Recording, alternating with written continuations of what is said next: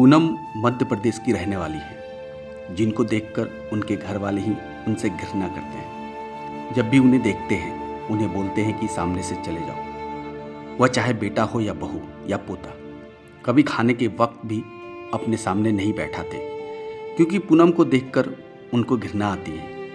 अगर घर पर कोई सगे संबंधी या दोस्त आते हैं तो बेटा अपनी माँ को बोलता है कि तुम सामने नहीं आना। पोता अपनी दादी को देखकर डर जाता है। दोस्तों, आखिर यह फैमिली अपने ही माँ से घृणा क्यों करती है? दोस्त जब आते हैं तो बेटा बोलता है कि तुम दोस्तों के सामने मत आना, और पूनम को देखकर पोता क्यों डर जाता है? आखिर वजह है क्या?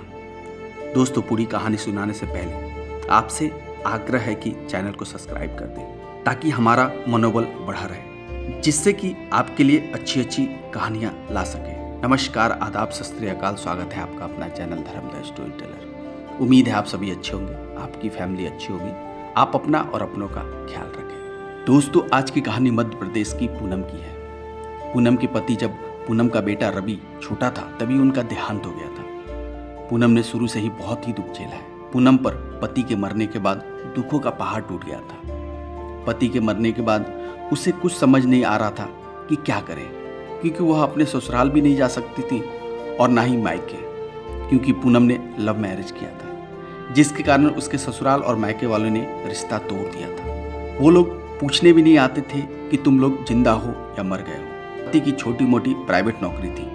पति के मरने के बाद पूनम के पास कुछ नहीं बचा था जिससे वह जीवन का गुजारा कर सके। साथ में एक बेटा भी था, और वह जिस घर में रहती थी वह भी किराए का घर था। पूनम को समझ नहीं आ रहा था कि करे तो क्या करे। एक जवान विधवा जिस पर लोगों की बुरी नजर रहती है, उनसे भी बचना है, बच्चों को पालना भी है, यह सब कैसे करेगी? उसे बिल्कुल समझ नहीं आ रहा था कि करे भी तो क्या करे। फिर भी पूनम ने हार नहीं मानी, बहुत संघर्ष किया।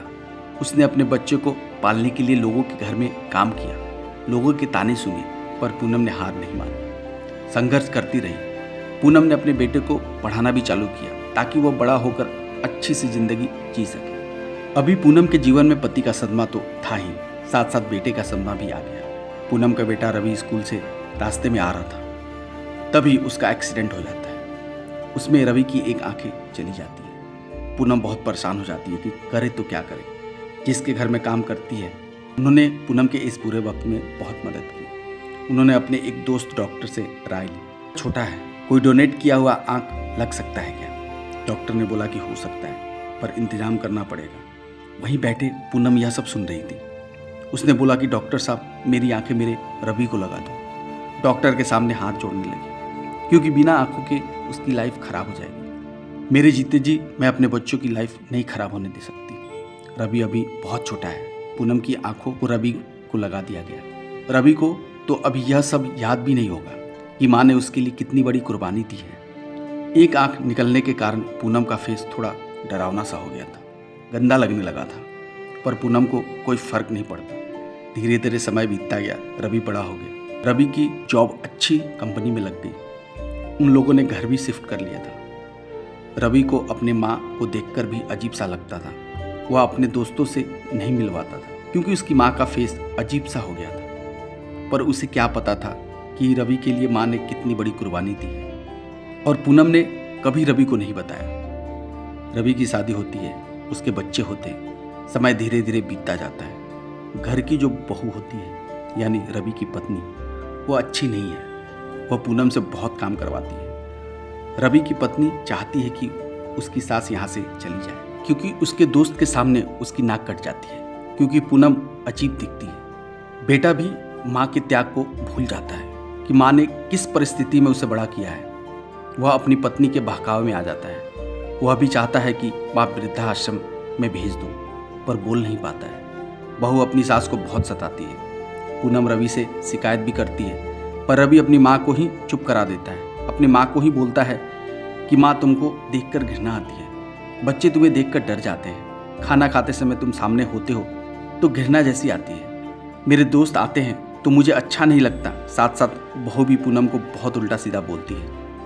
पूनम को बेटे और बहू की बातें सुनकर बहुत बड़ा सदमा लग जाता है। उससे बहुत दुख होता है कि जिस बच्चे के लिए मैंने इतना किया, वो बच्चा ऐसा बोल रहा है।